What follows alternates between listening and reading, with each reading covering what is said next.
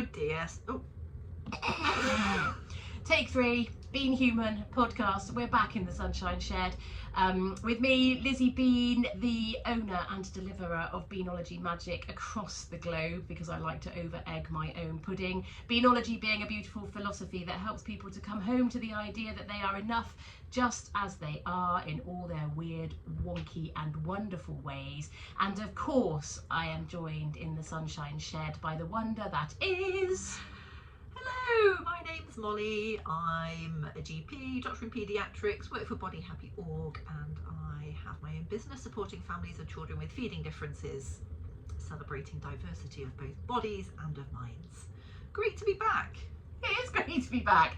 We've had a 15-minute conversation about what we're going to talk about today, which has always been, we're going to talk about Christmas, which is a fascinating and bloody complex thing to talk about. I'm just going to bang some trigger warnings on here. We are talking about Christmas. I don't think we're going to give anything away particularly, but just in case you're listening to this podcast with children in the room, I would suggest you don't. Actually, although to be fair, I swear a lot, so if you are listening with children in your room, I hope you educate them about what those words mean. So we are going to talk about Christmas. I think that we've tried to wrap Christmas up. Do you see what I did there? With a bow of great compassion. Because I think that the stress and expectation of Christmas can sometimes create a sense of discomfort and unhappiness within us as humans. And really, from my perspective, and obviously Molly and I are both different people, but from my Beanology perspective and from my own heart's perspective, what I'd really like people to come home to the idea of is that we can create Christmases that make us and our families feel good, by living in line with our own idea of what the light of Christmas is. Yes, I really like that, because there are a lot of expectations put upon us, aren't there? There are some standards that we're expected to adhere to at Christmas, and actually, sod that. Let's live by our own rules. Let's work out what we all need as families, as groups of people, as friends, and let's be okay with that. Yeah, and recognise that we're all going to be different about it, right? So I say in my family unit that we make a new tradition every year, which basically means there's no such thing as a tradition in my house because I forget them, or I just say, oh, that tradition's ridiculous. Like, briefly, I got sucked into this idea that we should have matching Christmas pyjamas on Christmas Eve. And so for 2 or 3 years, everyone got a pair of pyjamas. They started off in fat face. Obviously, I was very wealthy at that point. Yes, and then surely. Last year, also, my family grew somewhat because some of my children now have other halves in their lives. So I went down the Primani range, buy 2 for £13. But then, as one of my beautiful children pointed out this year, Mum, please, I love you, but no more Christmas pyjamas. I don't wear them.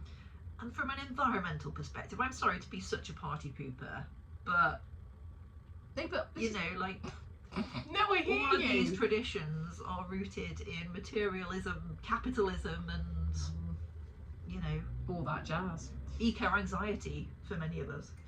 Well, I'm really glad you've just gone down that path already. Okay, I've already burst the bubble. You've already got right. So basically, I really struggle at Christmas. Not in my family unit. We have a lovely time. It's very simple. Basically, it's just another day where I whap a great big bit of meat on the table. Not a euphemism. And we all sit around and we pull a cracker. We wear a paper hat. And you know, it's very simple. I try not to make it too big because I don't want to have big expectations set up on a day that I can then fall down from. So I try to keep it really simple. But I really struggle with so much of what Christmas is. So, for example, going to any shop, whatever, and thinking about, you know, what people might put in their Christmas stockings or little things that people might give each other. And I look at all the plastic and all the non-recyclables and all the, you know, the toys that are made out of plastic and the the everything that's made out of stuff that we can't recycle. And by the way, everybody, this is not a judgment, and not me being some sort of eco warrior, because that's not, I care about the environment, but I'm not the perfect person, right? But it makes me feel sick.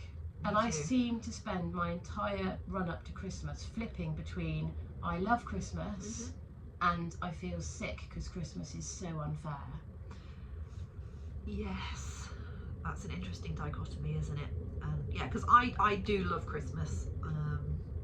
I have very happy memories of Christmas, and you know, just from a kind of very childish, simplistic perspective, I really like everybody's kind of in a good mood. It's a nice vibe. It's my birthday leading up to Christmas. She's not Jesus. Just in case anybody was confused. Easy mistake to make. But absolutely, there are some aspects to it that feel a bit stressful, and the kind of consumerism side of it is stressful. And you know, gosh, what's happening in the world? Like, I feel a lot of discomfort personally, celebrating and, you know, getting caught up on, do we all have matching pajamas, when there are many people in this world who are fearing for their life. Yes, when there's big hour fish. by hour. Yeah. And it is a really hard, I think that's why the dance is so difficult, is because I love my family with everything, but I feel sad that not everybody is wrapped in that safety. Yeah. And it's really important to acknowledge that, isn't it? That being able to enjoy Christmas comes with privilege, and not everybody has that privilege. In fact, many people don't. Yeah, which is why, like, because Christmas obviously gets bigger and bigger every year. Well, maybe it doesn't, but like, it hasn't in my house. But like, it feels like it. No, it feels like it has. Like, it's much bigger. I think, I don't know why that is. I remember seeing somebody's social media once, and they had their Christmas tree, and then there were so many gifts under the Christmas tree. I felt sick. Sick for many reasons. Sick because there weren't that many gifts under my Christmas tree. Sick because I thought, oh, does anyone need that many gifts? Sick because there'll be some people who don't have any gifts under the Christmas tree. And I the sense of injustice about it. And I do have a problem with fairness. We do know that. Oh yes, me too. I was going to go off on a side note, but I won't. Oh, I love a side quest. No, I was just talking about. So last week with my therapist, actually, I confessed that I find sharing quite tricky. Oh, okay. Which feels like quite an embarrassing thing to admit as a grown woman. That's why you won't lend me your cat. No, I don't think it's embarrassing. But it comes from a place of like needing fairness and equality or equity, because, you know, if I'm sharing food with people, I want to make sure everybody has an equal amount of that food. And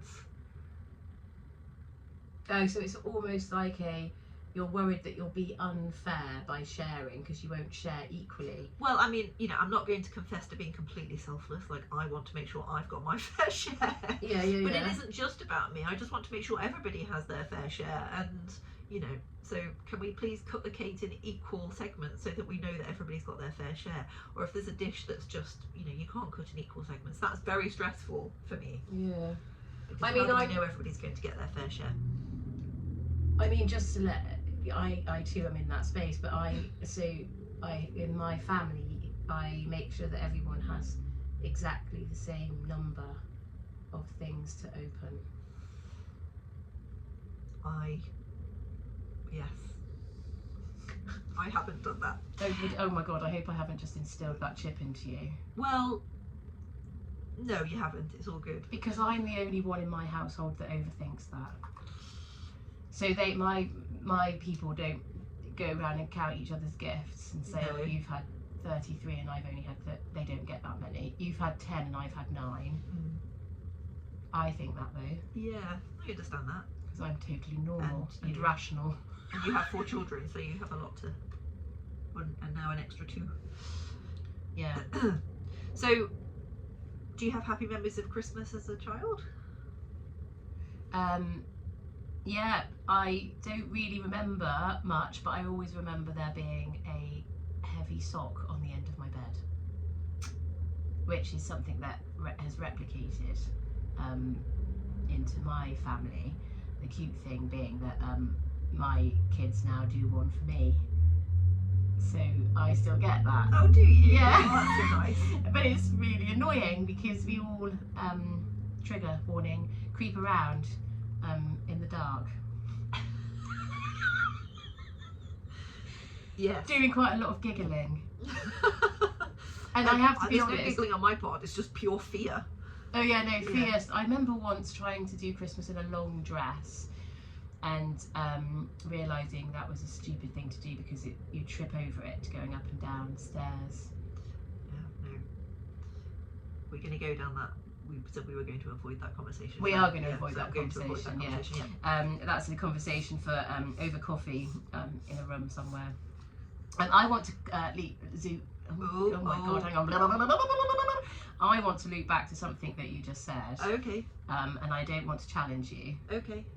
But you are. But I'm going to challenge you. Yeah. So you said this thing. So I have a thing about special times of year, whether that's birthday, Christmas, Easter, times that are special because we have created them as special as human beings. We've put more onus on those days, and that those days should be the happiest days of our lives. Birthdays, marriages, whatever.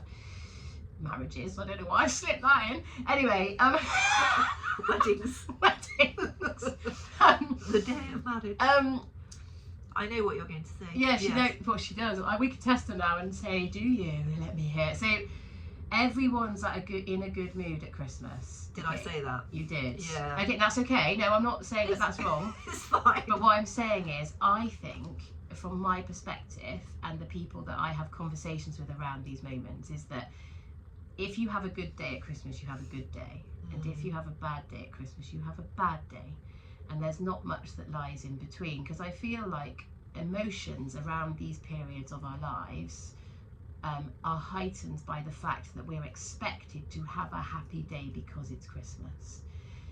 And I think the loneliest I've ever been was having a very sad Christmas and not being able to say out loud. Yes. No, I really understand that.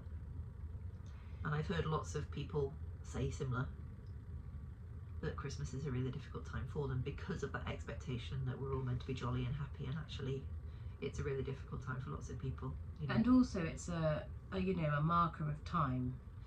Time passing, yes, gosh, that really freaks me out. And I'm just going to trigger Molly.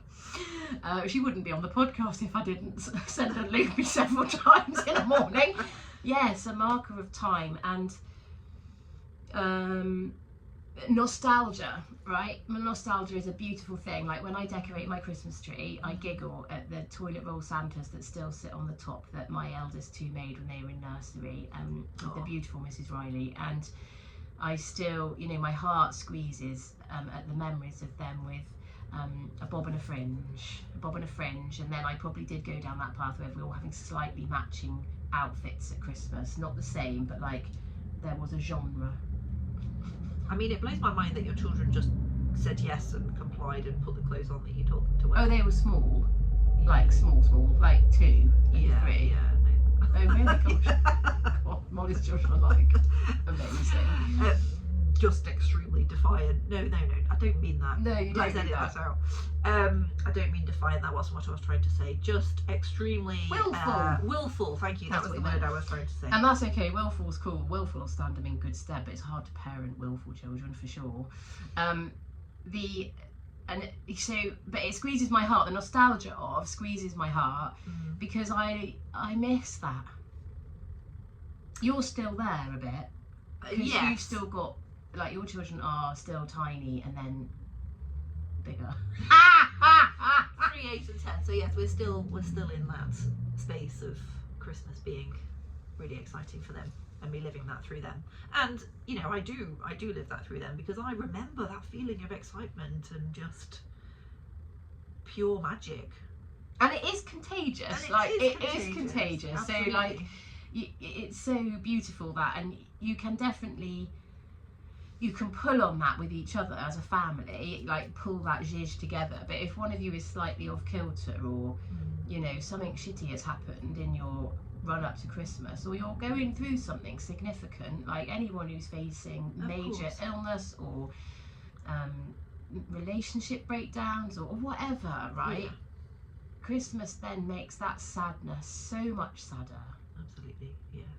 And grief, you know, if it's the first Christmas without somebody, that must be exceptionally difficult. And again, that's something I hear a lot at work, people talk about.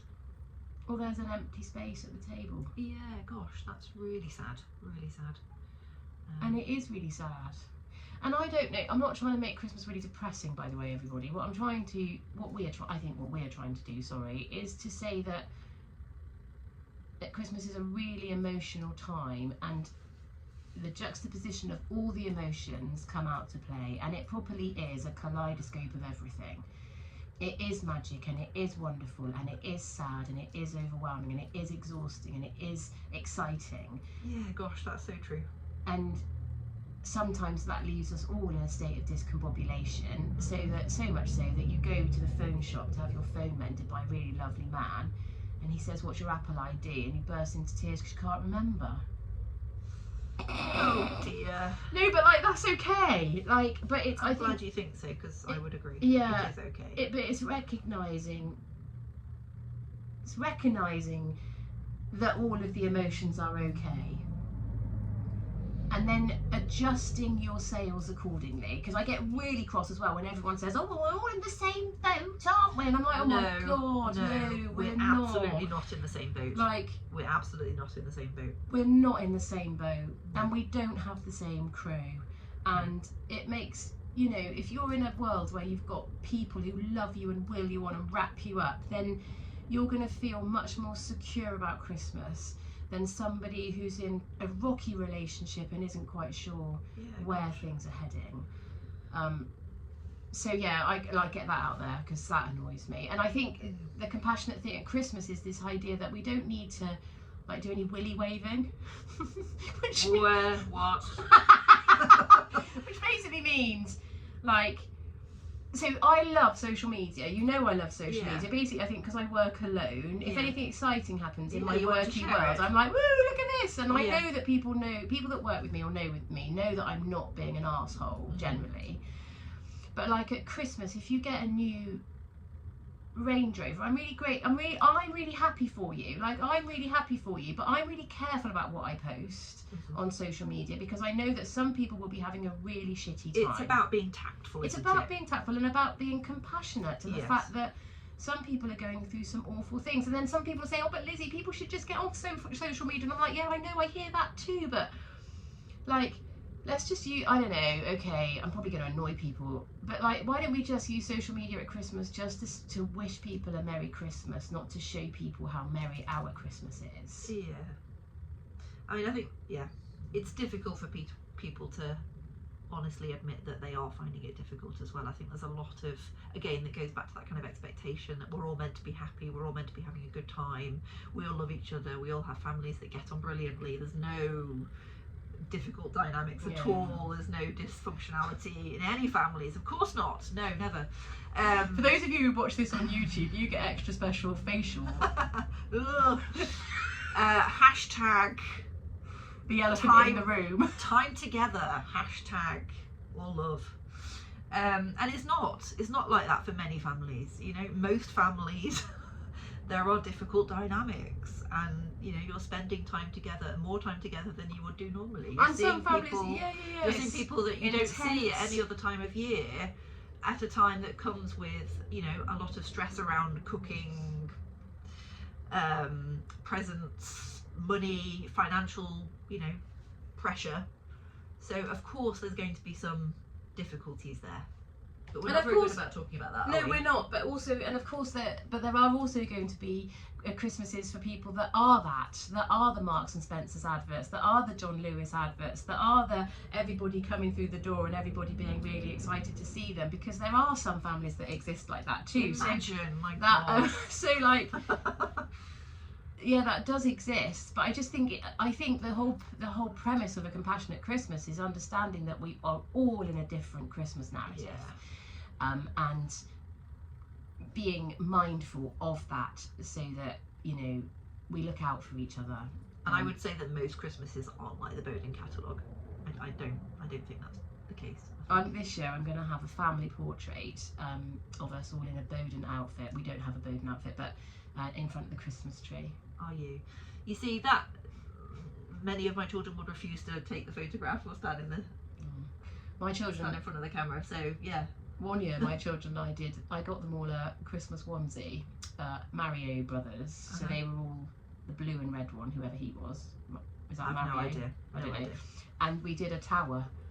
I was on the bottom in my dressing gown, and then we did like a gymnastics tower. Oh, like that was a cool Christmas photo. That is a cool Christmas photo. But yes, again, your children are very different to mine, it seems. My children are all...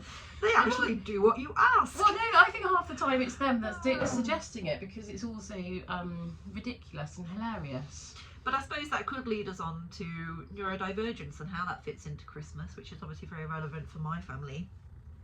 Yes. We were just actually talking about how uncomfortable it is. Like, I don't know, you feel like this, I feel like this, some of our children feel like this, in being given a gift and awkward. Then being watched to open the gift. Yeah, that just makes me want to die a little bit inside. I mean, how many people actually feel like that alongside us? Lots of people. Like, I hate it when people sing happy birthday to me. Oh, I quite like that, I'll be honest. But yes, it's my daughter's birthday today. Happy birthday, Thora. I love you with all my heart. And she said to me, can you please tell my teacher that I don't want them to sing happy birthday to me today? And we had her birthday party at the weekend, and we didn't sing happy birthday to her at her request. And I don't like, when I was growing up, we just sang happy birthday to everybody, right? There was never any discussion around whether that was actually what you wanted. But it's interesting why it feels so uncomfortable. So obviously there's the neurodiversity thing at play. I get that, but there's also this idea that I love it when my emails that's a bit distracting, isn't it's it? really distracting. But also this idea that when people sing happy birthday to you, you're drawing attention to yourself. So there's a narrative in your head that you're showing off, that everyone's looking at you because you want to be the centre of attention, and that's not okay either. And that's why it's so bloody uncomfortable. So like, if you're told all the time to stop being the big mouth, stop showing off. Oh, that's such a horrible thing. Such a horrible thing. And then suddenly everyone's making you be the one showing off. It's no wonder that we feel uncomfortable with that. Yes. And sorry, go on. No, just, what face do you pull? Where do you look? There's too much to think about. And similarly with presents, yes, your reaction, trying to think about how you can be as enthusiastic as possible without being too over the top. So it was my birthday a few days ago, and my daughter handed me her present and said, here you go, but please don't react or say anything, which suited me perfectly, because I was like, great. That takes away the pressure from me, but also she clearly struggles with that dynamic. You're liberating me a little bit, because I find it really hard, and then I overthink. When people give me a gift, I feel uncomfortable that they're giving me a gift, and then I wonder why they're giving me a gift, and then I feel awkward having a gift, and then I want to cry, as opposed to just thinking they love you and they've bought you some flowers or whatever. Agreed. But yes, we should be able to say, do you know what, I find it a bit awkward opening presents. Thank you so much for the present. Can I open this on my own? Yes, and we are allowed that in our house. Great. But we should, we need to be more about accepting that in society. These are the kind of... Yeah. But also, if we weren't getting such bloody mixed messages, maybe it wouldn't be so fucking complicated. I mean, I'm talking about my personal thing. Like, don't be a show-off, and then let's all look at Lizzie. As in, I mean, on birthdays, not Christmas. I don't get people to sing happy birthday to me at Christmas, because I'm not Jesus. But it is interesting. So I was at a party at the weekend, and actually, I went to 2 parties this weekend. I was quite Oh tired. my gosh, right, that's that. We can talk about that a little bit. Parties, and do we actually enjoy them? But anyway, sorry. Oh yeah, we'll come back to that. Yeah. Park that. So I was at a party, and we were playing this game, and I was really in the spirit of it. So I was really enjoying myself, and the person that was running the game was laughing, and because they were laughing, that was encouraging me. So I was getting more and more into the character of the person that I was being, which was someone. I can't remember what my name was, but I was very posh and from the 1950s, and it was a really funny time. I left that party and I came home and I cried. Oh. Because I thought, what have you just done? You've literally just monopolised the room. Oh. You've been showing off, and you've pissed everyone off. I mean, that's not what happens, but what happened, I'm sure. But I completely understand that feeling. Yeah, but like, is that so? Then I ring one of my friends who's at the party. Okay. And she said, Lizzie, I bloody love you. You're so funny. What are you doing? Right? But then she's going to say that because she does bloody love me. And then I think it does. And then I do that flip-flop thing. You know, I talk about that flip-flop all the time because I have to check in with this. Is this my truth? This their truth? This is the narrated truth. And I flip-flop. Was I a knob? Did they hate me for it? Does it matter? And like, was I a knob? Yes. Did they hate me for it? I don't know. Maybe, maybe not. Does it matter? Maybe, maybe not. Like, the problem is there's no... So then I have to come back to, Lizzie, you just have to accept that you went to a party, you made people laugh, and you left. Yes. And are you able to get there? Do you get to that point? Yeah. Okay. But it takes me a good 12 hours. Yes, I mean, it takes me days. I can have days of post-mortem and being in quite a dark place, actually, where I just feel so bad about myself. Like, I've just completely humiliated myself, and I can't stop ruminating over it. And then even when you ask someone, was I a dick? Yeah. And they say, I love you even if you were. That still is difficult because you don't believe them. Yes. And is that trust issues, or I don't know, is that, you know, as a recovering self-loather, it's difficult to trust that. And I know, and I wholly teach this, and I'm sure I've talked about this 1,000 times before because it is the essence of my work, that we have to tune into the people that are saying they love us just as we are, and not that inner critic that says, oh, God, you're a dick. Yeah. But people love dicks. Like, it's fun. It's fun to be around. People love that. And I'm aware. Yeah. I am so self-aware that I shut up. I struggle to shut up. Like, I have to like bite my tongue. Okay. But I pull back and I put myself into a different gear, and I say, Lizzie, let somebody else have the room for a bit, for maybe a second. And I am a show off, but I'm not showing off. It's not showing off. Like, I don't think I'm a show off. I'm a, if the world is laughing or crying, and I'm the protagonist in terms of, I'm the, what's the word when you make things happen? I have no The idea. catalyst. When I'm the catalyst, I can't stop because I know that that feeling in the room is a lovely thing. We've gone slightly off piste. I mean, pieced. And of course you were sober because you're not drinking, so this was the party was. So do you enjoy, because you know I recognise that I'm an introvert and I would imagine that you're an extrovert. Yeah, I like to call myself an extroverted introvert. Yes, I've heard you say that before. An extroverted introvert with issues. So do you enjoy parties? Wow. I mean, did you, so during the time you were there, Yeah. Yes. you enjoyed it, you were having fun? Yeah, most of the time, apart from the 4 things I took really personally and cried about as well, but that's another side quest altogether. Sorry. But yeah, like I love parties, but it takes me a while to slip into that. So I turn up, I don't drink. Lots of people, they weren't drinking at this particular party, but lots of people do drink, and I watch people get drunker, and then I realise that nobody gives a shit about what I'm doing really. So I like that. I like dancing.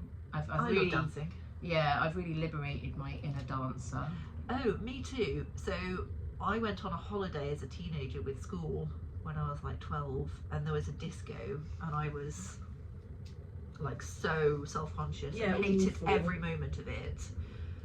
And then I don't quite know what the switch was, but now, I mean, it's been a while since I've been out dancing, but I just love letting go and just going for it I also on love the dance floor. letting go and going for it, but it is interesting. The flip-flop of not giving a shit about what people think about me is very true. I don't, but I do, but I don't.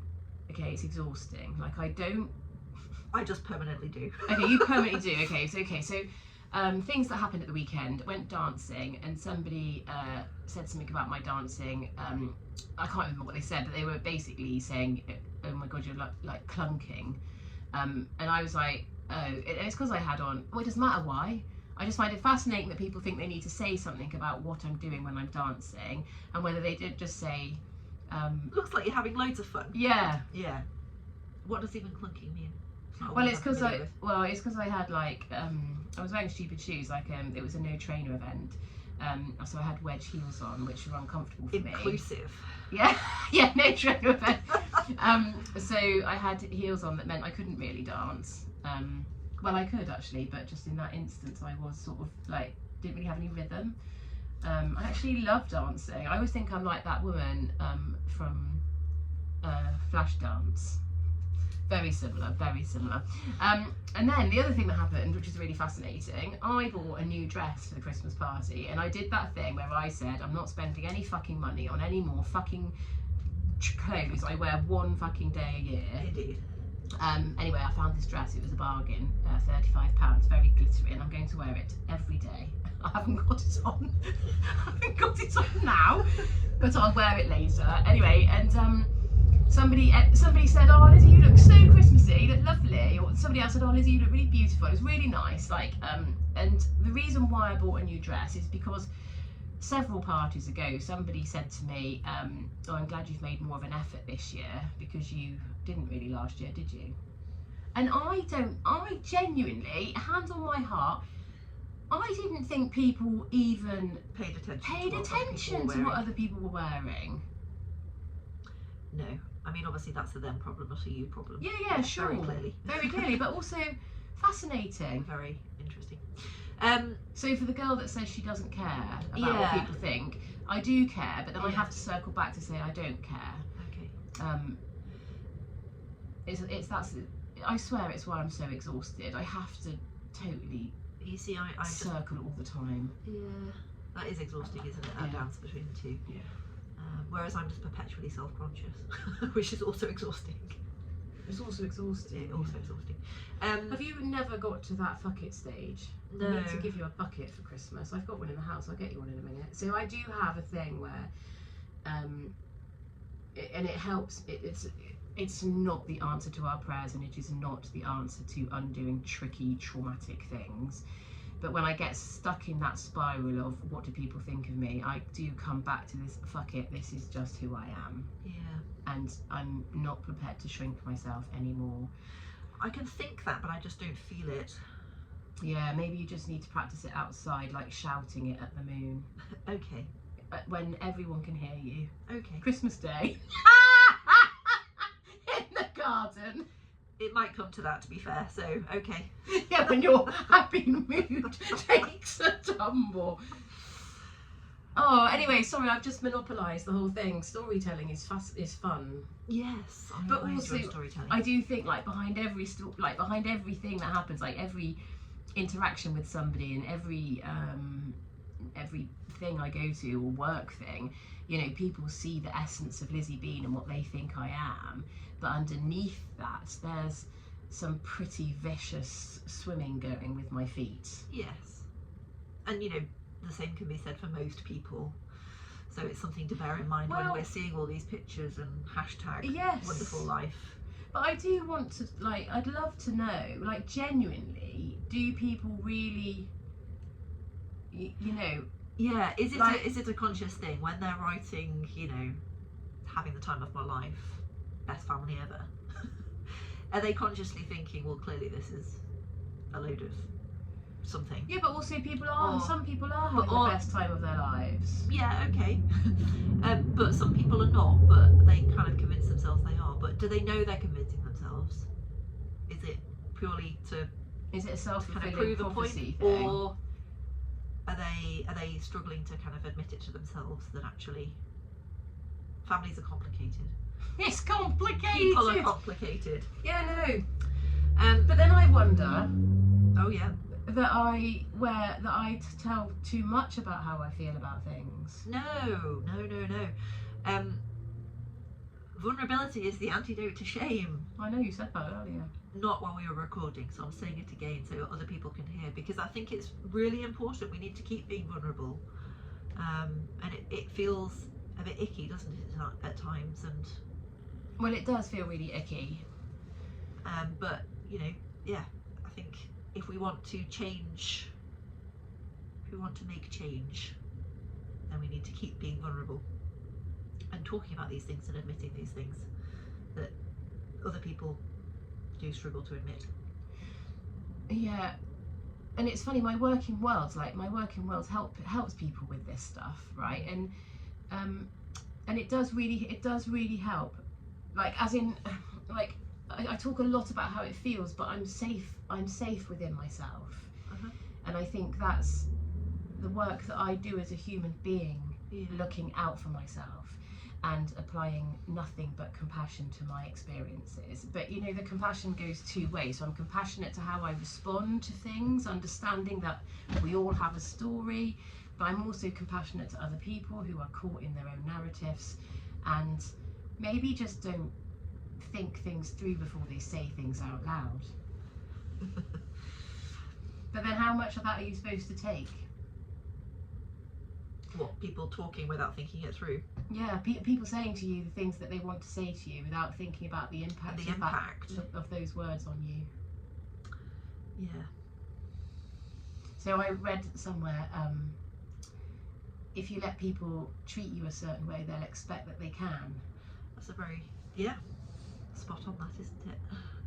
So I try to point out to people that really hurt me, but there are points when I think, why am I bothering? Because these people that say these things out loud,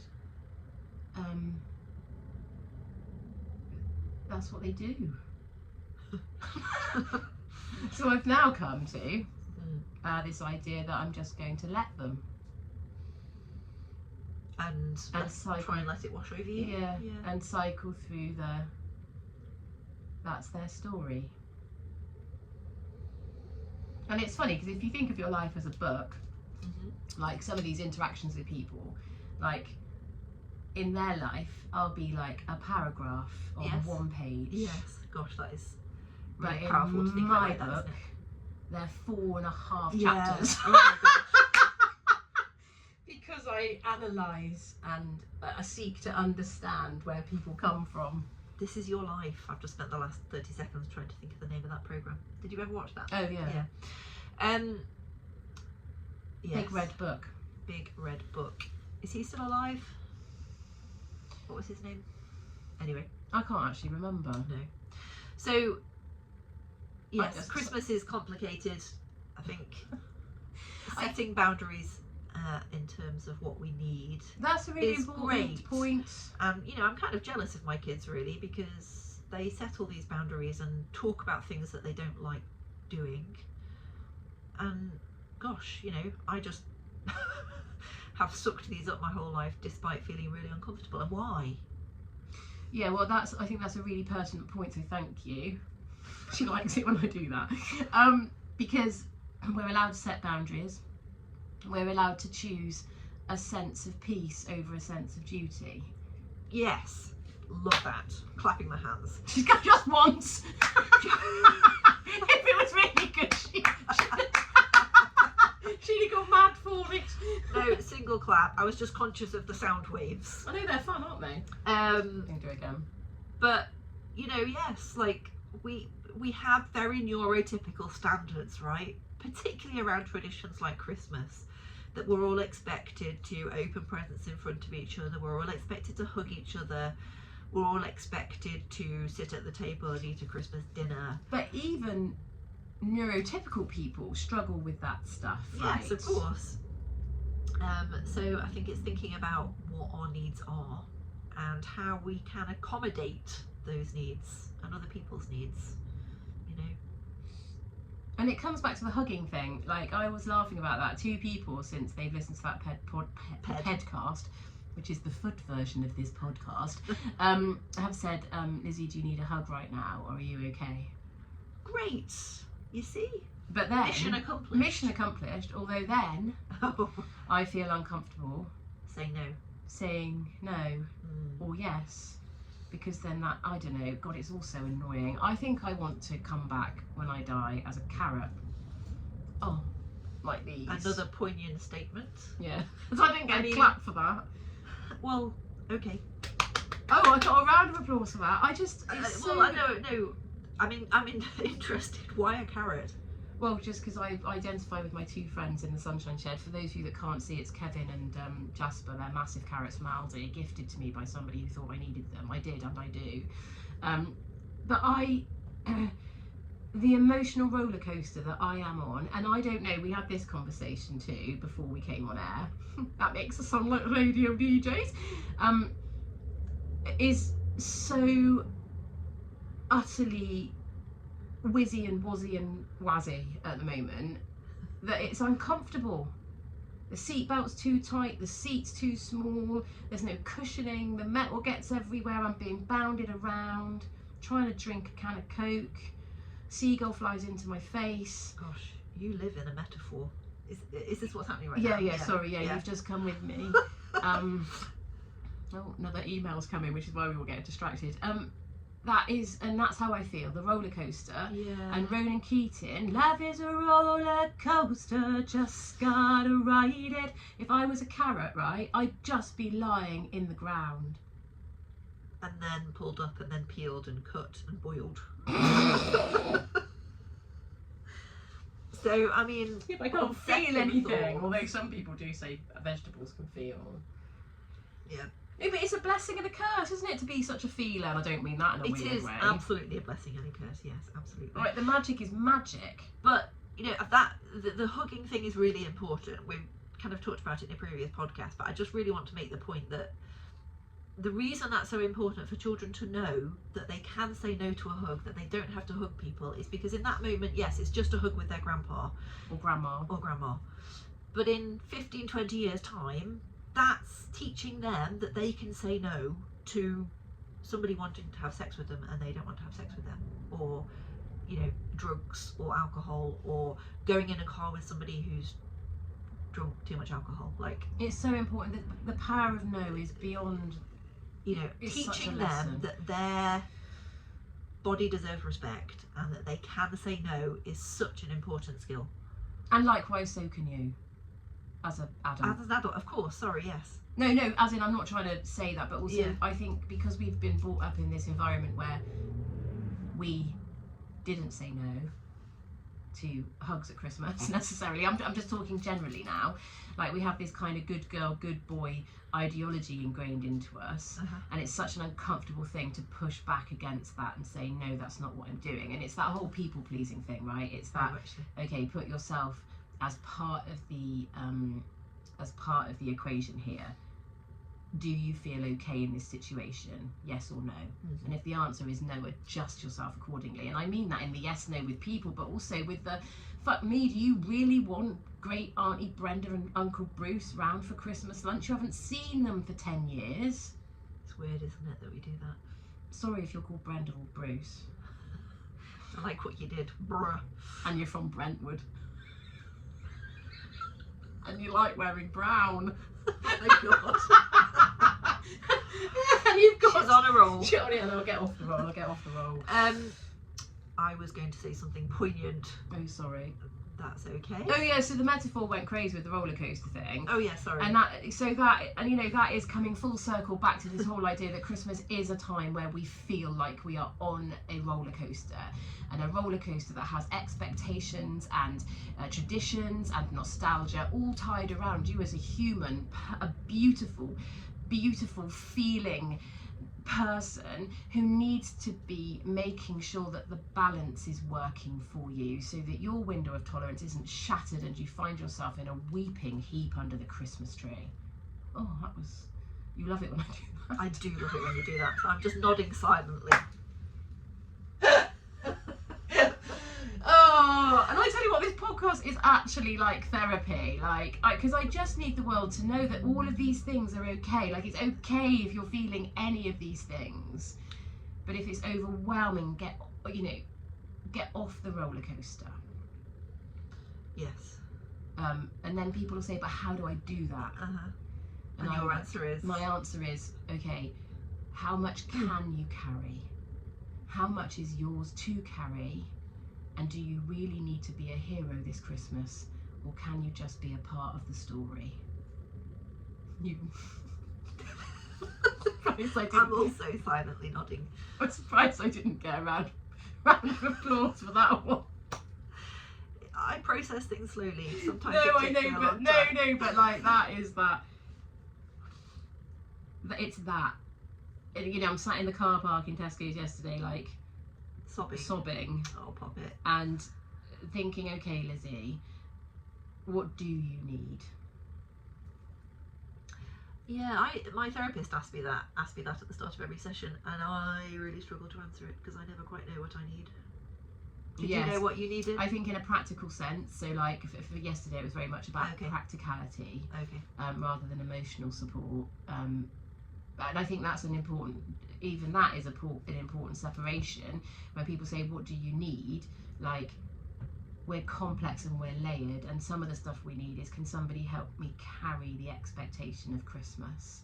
You know, I'm not the only one that can do the shopping. I'm not the only one that can cook the dinner. I'm not the only one that can say no to people coming round, right? But also, if it's emotional support you need, you know, maybe you need your partner to put his arms around you and say thank you, just to recognise it. And maybe you need to put your arms around your partner and say thank you to them. Like, I know that relationships are tricky and we're all doing our best. And you know, none of us are immune to the trickery of it all. But like, as in terms of making Christmas happen. And the other thing that happens around Christmas is an awful lot of diet talk. Yes. Which I know is a big topic, but I do just want to slip that in because I think it's important to recognise that can feel really difficult for people too. I really like the way you said slip that in. Yes, diet talk is hilarious. All that sort of, you want to fit into your party dress, get rid of your bat wings or whatever they're called, these bits, this arm, it's your arm, your underarm. It's a normal part of human anatomy. The whole, you know, eat what you want at Christmas because you'll be back in the gym by Boxing Day, you know, or I'm going to be naughty at Christmas just one day of the year. Fuck that, fucking hell. Oh, fuck off. Wouldn't it be lovely if everybody could just enjoy food? Yes. Without the guilt and shame talk and all, just even like, you know, especially parents, like, I'm not trying to victimise you, but when you're bringing up a house full of children who are also dancing in the light of what does a perfect body look like and how do I achieve that, if we say things like, oh, I'm going to be naughty just because it's Christmas, and then you help yourself to one chocolate, what we're doing is creating associations of guilt and shame with eating chocolate. Agreed. And it just doesn't need. Just please, just no diet talk around children. It's so damaging. And we're, you know, those ears are listening. And you know, that's setting them up for that relationship with food the rest of their life. And it is a really, you know, it's really sad that is a thing. Like, we talk about this a lot, but like that whole thing, like, food is meant to be eaten. And there is so much more to food than nutrition, right? Like, food is about connection, it's about making memories. Oh god, yeah, Christmas. It's about spending time with people that you love or maybe don't. And Bruce and Brenda. It's about enjoyment. Like, what, you know. God, and what do we remember about Christmas Day? Like, food. I mean, I remember, I have a rolled turkey breast, and I have Brussels sprouts. But I don't What's think. the accent? Is that? I don't know. No. That was me going West Country for some reason. And I love it. I don't think about eating I do eat too much, but what I mean by that is not in a diet way, is then I have to roll around on the sitting floor for a good 4 hours. Going, oh, I'm stuffed, which is what we do, and that's fine, but there's always room for more. Well, if we all ate a little bit more intuitively and weren't following these external rules of diet culture, then perhaps we wouldn't be at the point where we were rolling around in discomfort. Oh, I know, but it's so yummy. And no, like, there's no shame in doing that. And that's I know you weren't trying to make me shame myself, but I have a little bit of lack of self-control. But how much of that is because you've not listened to your internal cues for so many years? You've listened to these external rules dictated by diets. Oh, I don't know. But also the whole ideology of make sure you eat everything on your plate. Which exactly is not what I would recommend parents do with their children. Because we should be teaching them to listen to their bodies and stop when they're full. Yeah, just slightly side topic here. We had baked potatoes in my house for tea last night, and not everyone so likes. did we. Oh, did you? It's such a great meal, isn't I it? really, really like it. I was thinking love exactly baked the same potatoes. thing when I was doing it last night. But not everybody likes baked potatoes in my house. So last night, one of my children had some Pringles and some raspberries for tea. Which years ago I'd have been racked with some sort of like, what sort of mother are you? But like, they are old enough to make their own decisions, Exactly. and so I let her get on with it. I love raspberries. She also Raspberries. she put squares. I quite like raspberries. Oh my god! Do you know raspberries are really fun Lego hats? Lego men hats. So if you get your Lego people out when you get home, get some raspberries, and you give them all raspberry heads. It's fun times. Fun times. No. Hilarious. I mean, I'm just thinking about the mess and squished raspberries. But Well, anyway. or you can put them on the ends of your fingers and make a Yeah, hole. we've done that. Yeah, that's fun times also. Oh god. So we've talked about loads of things, and that's what we do. We start off talking about a topic, and then it quickly gets swept into all the complexities of what this life really is. Is there anything else that you want to add to this before we draw it to a close? No, I wish everybody a restful Christmas, where you're able to meet your own needs and advocate for yourself, set boundaries when needed, and just relax a little bit, because I've become so aware recently of like everything feels like a rush, and we're kind of caught up in this rat race, and it's exhausting. So I guess I see Christmas as a little bit of an opportunity to slow down a little bit. So I hope everybody's able to slow down and enjoy it and rest and enjoy food, and yes, Merry Christmas. And I would, just building on that, I would say to everybody listening is that just slow down, full stop. Yeah. With this rush to kind of get things done before Christmas, because everything's going to be open after Christmas. The world still turns, and Tesco's is still open, I think, on the 27th. So just slow down. And if you forget the peas or the Brussels sprouts, it's one moment in time. I think I'd like to invite you all to create a Christmas that feels really nice for you and the people that you love the most. And going back to what we said earlier, is make Christmas about what feels lush and not about what you think you should be doing. Christmas is a time for presents, and when I talk about presents, I mean being there and seeing the people that you love and the light in their eyes, because they're happy to be seen by you. It doesn't matter how many presents are under the tree, even though I know that it does, there's a flip-flop there, but what really matters is that everybody feels valued and a part of something that gives them a sense of belonging. So from my heart to yours, and from my home to yours, I wish you all a Merry Christmas, and hopefully I'll see some of you before next Christmas. Love you. It's a good night from me. And it's a goodbye from me. Ho, ho, ho. My emails are really distracting. They are. We don't forget to stop that one. Did that actually record?